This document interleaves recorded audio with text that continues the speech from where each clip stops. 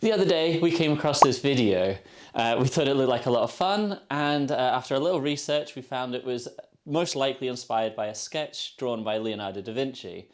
So this is us at the start of the journey, trying to figure out how to make it and then maybe turn it into a party game for over the holiday period.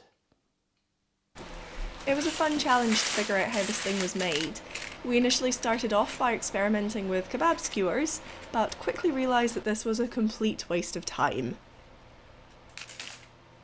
So we changed tactic and began experimenting with these spacer blocks that we have kicking around.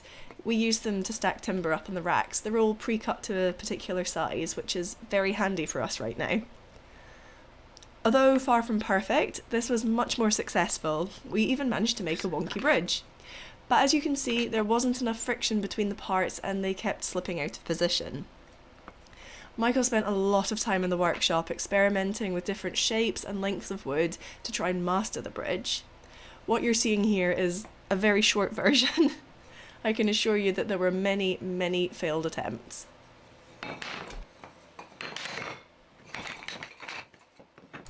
Because we were getting so close to solving the puzzle but not actually nailing it, we turned to CAD to help us out.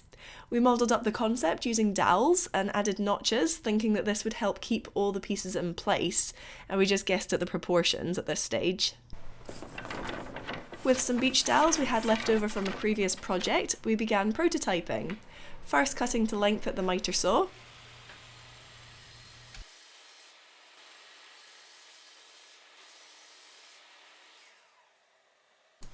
then adding a notch using a couple of files.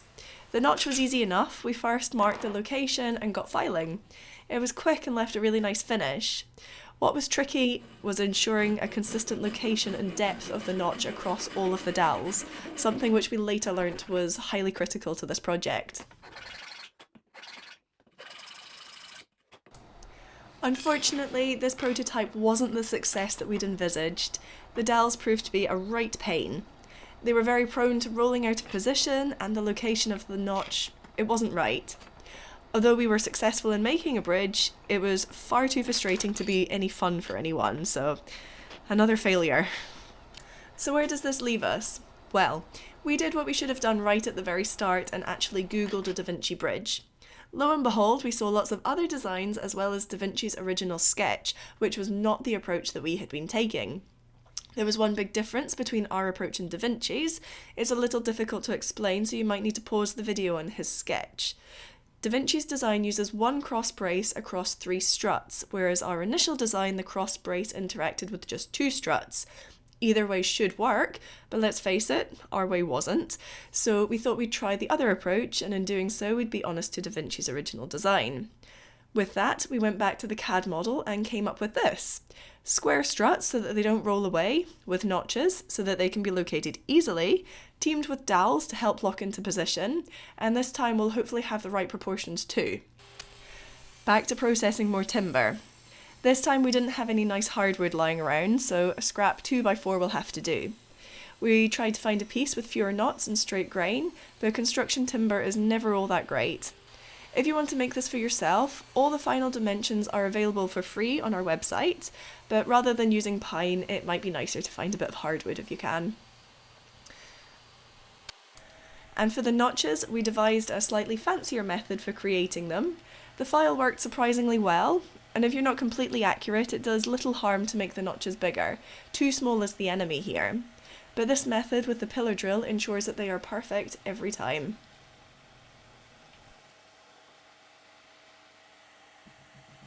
Right, okay. Okie dokie. This is how we imagine the game might go with the family over the holidays.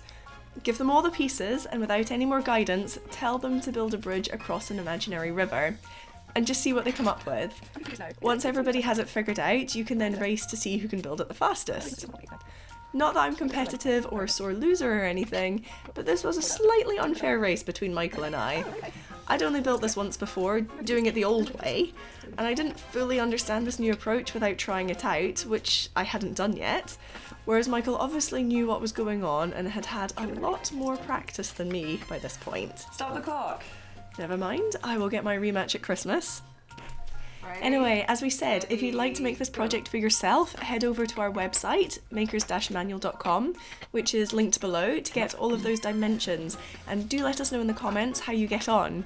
It's a real quick one to make, and will hopefully generate some healthy competition and a lot of fun. 46 seconds. A little bit quicker than me.